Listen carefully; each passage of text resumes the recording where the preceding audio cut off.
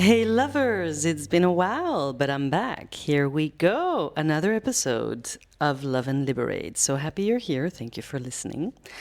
Diving straight in, you've read the title, so you know what you're up for. I want to talk about my love, my deep love for men and the masculine. Because I feel, as an obvious feminist and as a woman in a woman's body, identifying as a woman, and also having suffered quite the abuse, not only from men, but definitely the patriarchy as a whole, it's easy to think that maybe I hold a lot of grudges, or I don't particularly like men, or that I believe they're redundant, like we don't need them, or they're all evil. I feel that a lot of men have that kind of energy moving around in the world because women are becoming independent. We no longer need them for our survival. So many things are changing in the landscape of men relating to women, both ways. So we are confused. We all are, because I'm pretty sure a lot of women still are very mad at men. I mean, I'm going to be honest, I definitely used to be very mad. And I have bolts of anger still rising to the surface. And then I'm just very fully aware of the fact that I need to look at myself, what's going on there. Because men as a whole, or masculinity as an energetic concept, it's impossible that they can be the entire face of what's wrong, So let's take a closer look at that face. And let's throw some love at them, because it's definitely a confusing time and sometimes awkward, uncomfortable time to be a man in a world that is so quickly and so drastically changing in terms of what your role is, what your purpose is, and what you are applauded for and loved for. If all of that all of a sudden changes, then obviously you're a little bit lost. So let's dig a little deeper and see what's going on underneath the surface and how we can learn to love each other better. That's basically the goal of everything in life, I believe. Anyway, let's dive in.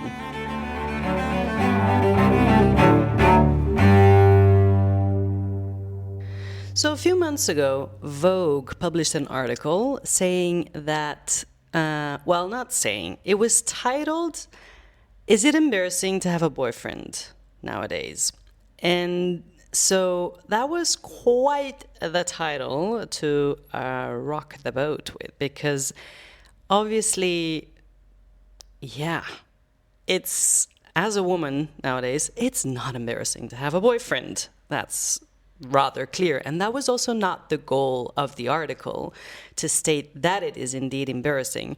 But what did happen in the article, and what she was actually trying to convey, is that today it's no longer praised, or it's no longer acquired status when you are in a partner relationship. So that makes a huge difference, whereas before, an old maid or a spinster, they would be degrading terms. They would be not necessarily nice things to say about a woman.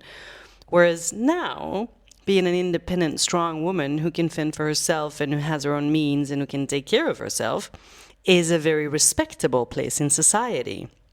So, not to say that a woman who is not financially independent is not a respectable part of society, but there is this new wave of women not needing men anymore.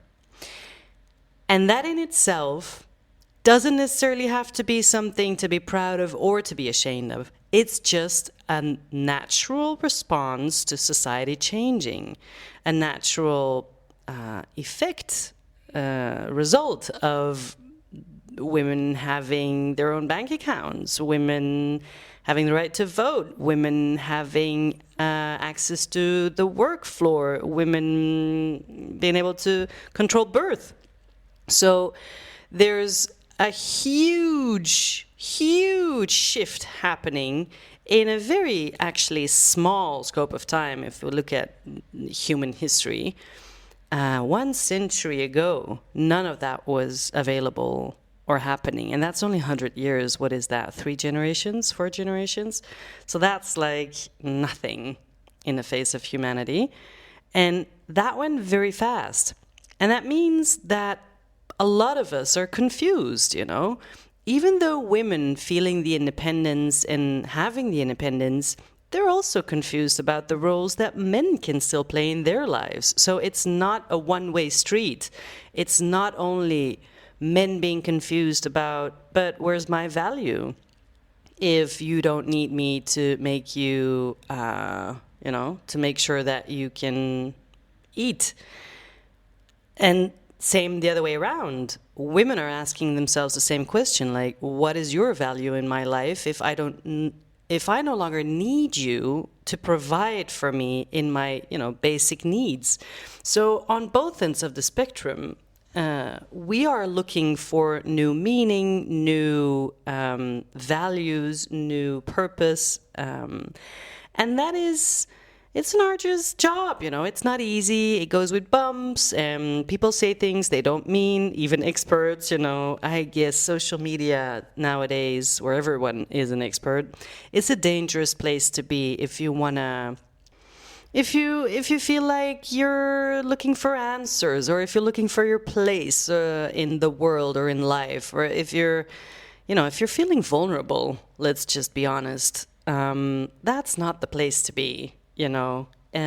Probably there's confirmation bias all over the place. So if you're already insecure about your place in this world and you like to project that out into the world and onto other people, then that's probably what your entire timeline is going to look like. So it's not going to give you all the, different perspectives available out there. And that is what I would love to offer you with this episode, to just give you a few different takes on the same change that is happening. And there's a lot of things really great about this change, but it's uncomfortable. And every change is uncomfortable because it's a dying, it's an end. We are in our society, we are not used to things ending. We think things are forever, or we can manipulate them into being forever. We're looking to live longer, to everything needs to last longer, that's just not the reality of nature. Nature's nature is just that one of decay and then rebirth, So parts of us, parts of how we relate, parts of how we feel, parts of what we want and need are just dying. And we can do so gracefully by just, having a little ceremony, saying goodbyes, thanking them for all the ways that they did serve us, and then move on and find new ways of living with new parts of ourselves, and discover new places in our hearts and in the world and in other, people around us. Because I feel that this is an adaptation and a death and a rebirth for both men and women. Because women also need to reevaluate, like, where am I? Where do I want to go? What do I really need? What is actually useful and valuable for me? What are my values, actually, when it comes to relationships, when it comes to partnership? What are the things that I really need, and what are the things that I actually don't really need, but maybe do still want? And same goes for men. So this whole rearranging of desires, needs, values, everything is just being, torn apart, and it's messy. Right now, we're in the midst of the mess. So I just want to acknowledge that it's still messy. This podcast in itself is also messy, this episode and the whole podcast, but this episode as well, because I have no clear-cut answers and they aren't available because we're still in the middle of it. And even when we think we're out of the mess, looking back, there is definitely some clarity on the things that we've made our way through already, but then there's still another mess happening. So there is no end to this mess either, okay? So let's just put that all the way on the front. And let's start there. Acknowledging that it's messy and that it's uncomfortable. There's different perspectives available. And let's just, look at some. I think I said that a few times. Sounds like a really long intro, but I just think it's really important to put those values first so that everybody feels heard, everybody has the right understanding of the context in which we are going to explore why we need men and why we love men and why men are always going to be needed and loved, even if everybody is completely self-sufficient. And I'm going to start with a very personal story to prove my point. So, 5 years ago, I moved to the Mediterranean, to an island, to live a very retreated, soft and very slow Mediterranean island life. In itself, such a life that you can lead there is very feminine. It's all about flow. Everything goes slow. There's no real, container, or there's no structure. Everything could be mañana as well. Obviously you can live another life there as well, but let's say that the whole infrastructure, both materially and non-physically, it's just not designed to, be driven forward. It's just more one of being. And being is associated with feminine energy, with flow, goes all directions. It's the opposite of doing, which is associated with masculine energy. And that's the point that I want to make. Actually, it's hard to build something sustainable and something real when there is no structure nor no containment. So after having lived for 5 years that life of complete and utter flow, I could do whatever I want. I had, there were no real rules. There were a few rules, but not that many. And even those rules, you can bend them a little, whichever way you see fit in the moment. After 5 years, I realized that it was close to impossible to build something and to actually thrive in a situation where flow is all there is. You need containment, you need structure, you need stability, and you need order. And those are the qualities that we apply to the masculine energy in this world. And so it was so interesting for me to realize that my resistance towards structure and rules and containment and been necessary definitely in the process of, finding my own freedom and my own agency and all of that. But then there came a point at which my freedom and my flow and my complete utter, feminine movements through the world, it became a limitation again. Because if you cannot integrate both ends of the spectrum, if you don't, embrace the duality of life, and you're only navigating one end of the spectrum, inevitably, you're going to lack things. Inevitably, it's going to get crooked. Because we always need both to acknowledge and to honor and to interact with both ends of the spectrum. In every facet of life, in both the material and the non-material world. That is how it works. You breathe in and you breathe out. Your heart beats and it goes up and it goes down. Everything in nature goes by the same law. If you go really deep, you will go up again. That's just nature's law. If there is black, there's white.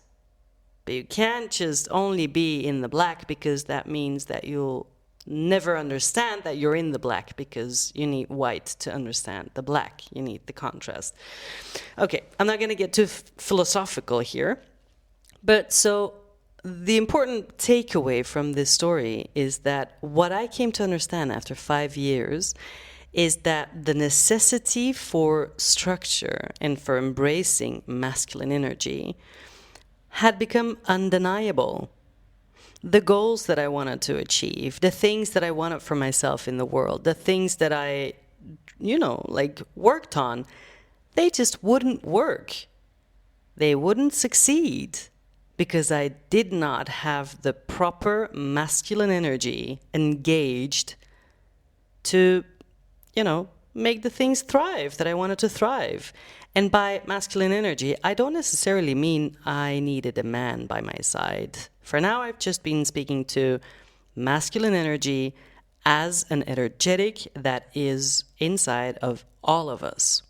And I'm going to get to the man part now. But I wanted to make that very clear, that masculine and feminine energy lives in both, like in both men and women, or however you identify.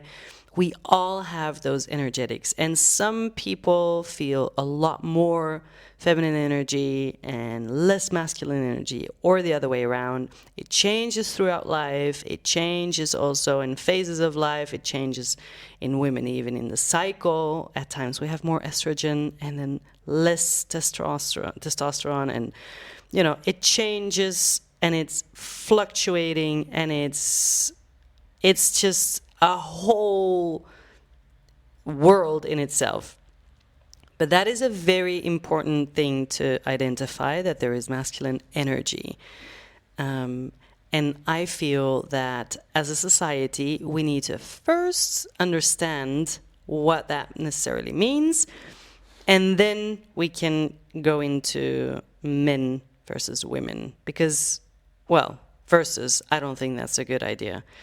I don't believe in the verses. I think we also, as genders, are extremely complementary. Not to say that two women can be complementary. They can be as complementary, given the information I just gave you about the two energetics of masculine and feminine meeting each other and needing each other and balancing each other out. So, you're probably still wondering, but then why do we need men if I can find these energetics in myself? And I think, sorry, I'm almost going to get there. I know this is annoying. I'm sorry. My brain is just so inspired right now. The two energetics that we need to find in ourselves are there for us to help live our life. And the idea is, I think, in the first place, to develop yourself. And whether you do so in a partnership or not is completely up to you. You can learn so much about masculinity or femininity as a man or as a woman in a relationship as much as outside of a relationship. Because the world, contains those energetics everywhere you go. And every human offers you both energetics to practice with and to play with.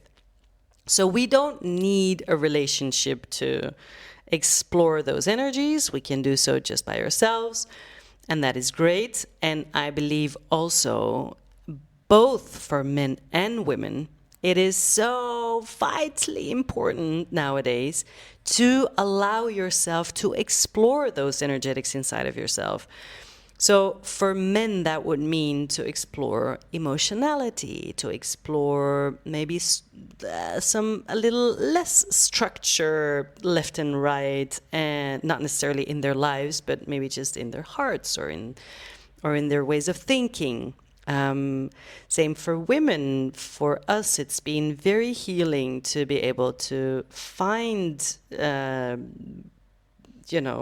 direction, and to get out of the house and into the world where there's a lot more different challenges than inside the house when you're just, raising children. Same for men. We want them to be inside the house and, taking care of the home and tapping into their soft skills of more of parenting, which is also a boundaried and structured skill, obviously. But, just the fact that we're losing these very clear boundaries that we used to uphold in society regarding gender is amazing, because we can explore so many more facets of ourselves, and we can be so many different parts and different kinds of parts and humans that we want to be.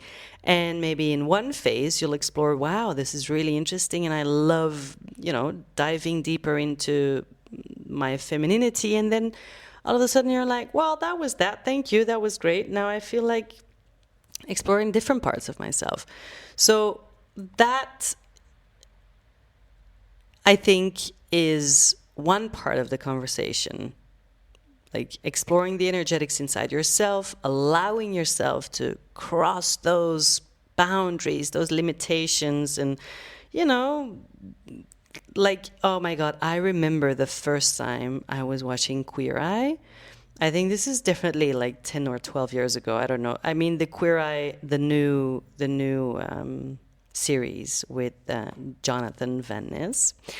And he was wearing high heels. He was strutting around in like dresses and skirts and tank tops, and he would have his belly out, and he would have like long hair and like braids and talking like this. And when I saw him for the very first time, I was shocked. No, shocked is too big a word. Repulsed is also too big of a word, but I was very uncomfortable. And I was like, I don't think you can do this. Like, I don't think this is what men are supposed to. Even though I know you're queer, I don't think we are. And I was so confronted with myself, Because by the end of that show, of that first episode, I was like, dude, what is going on inside of you, girl? You need to examine some of the ideas that you have around men, women, femininity, masculinity, and your expectations, because he actually is as free as everybody else out there to express femininity or masculinity, whichever way he sees fit, And yeah, that was a shocker to the system, I must say. And it really cracked me wide open, because I realized that is actually really what I want from men as well.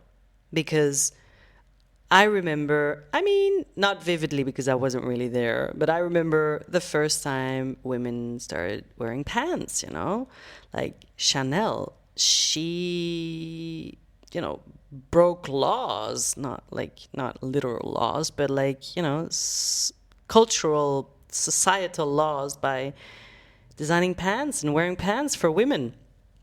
Back in the days, that was insanity.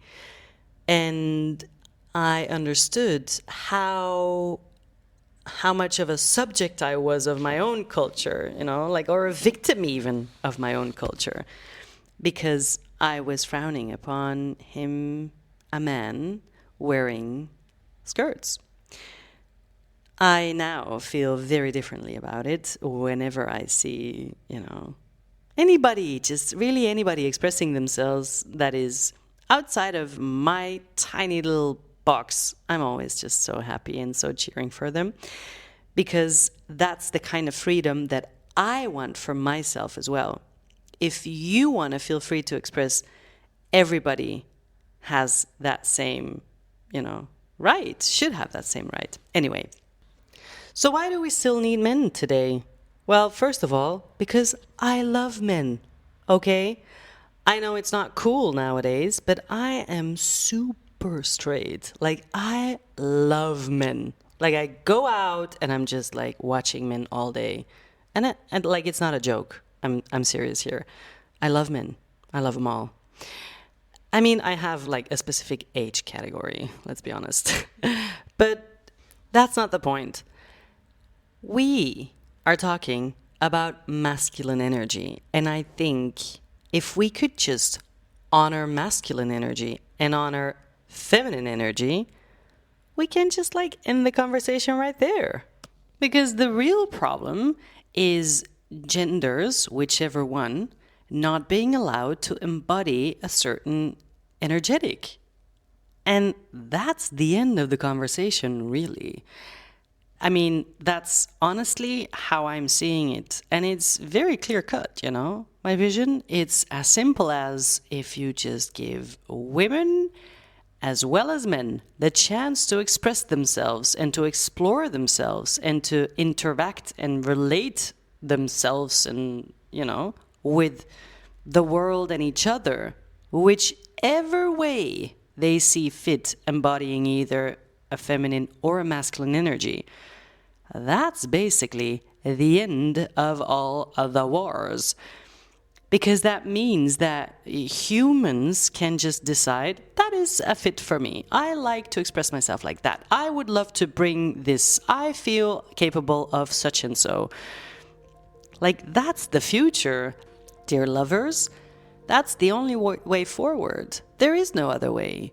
And so the question is not whether we need men or not, you know, because of course we need every human being born, because I highly believe in a divine force, something, love, I call it, that creates. And if you are created, then that is a miracle, because it is one chance in a gazillion, trillion, gazillion, whatever yin, that you are conceived. So the fact that you're conceived is a miracle in itself. So whether you're a man or a woman, you're a miracle. And whether you feel like expressing or exploring whatever energy more or less, that's on you, you know? You're a free human. And I truly, genuinely, honestly believe that if we allow not only ourselves, because that's where it all starts, if we allow ourselves to really, you know, embrace both energetics, masculine and feminine, we can allow others to do the same, and we can just let this whole gender war thing finally go. You know? How amazing would that be? Whether you're wearing a skirt, whether you're a CEO, whether you're raising children, whether you're super sensitive, whether you're creative, or whether you're, I don't know, working in construction. Imagine none of those things being gendered. And now, maybe this is an interesting one to take home. I mean, maybe you're already home. What if gender would not be a thing? What are the things that you would do differently? Or what are the freedoms that you would want from the other gender and that you haven't embodied or fully explored or expressed or, yeah, anything yet? You know? Maybe that's a fun exercise for the new year. What part of the energetic that you haven't really explored yet would you like to embody more? What would that look like? And how can you grant yourself more freedom in doing so? Maybe that's also an interesting conversation to have, you know, with your friends. What would they like to express more? Is there something that they would like to, you know, yeah. Go and figure that out. Play around with it. Be playful. I guess that's the most important part in everything that I teach. Be playful. Come at it with curiosity and with love and softness. And spread the word. I think that's love in action. That's just allowing yourself the freedom and then giving it to the next person. That's how you do it. Here's to loving and liberating, one heart at a time.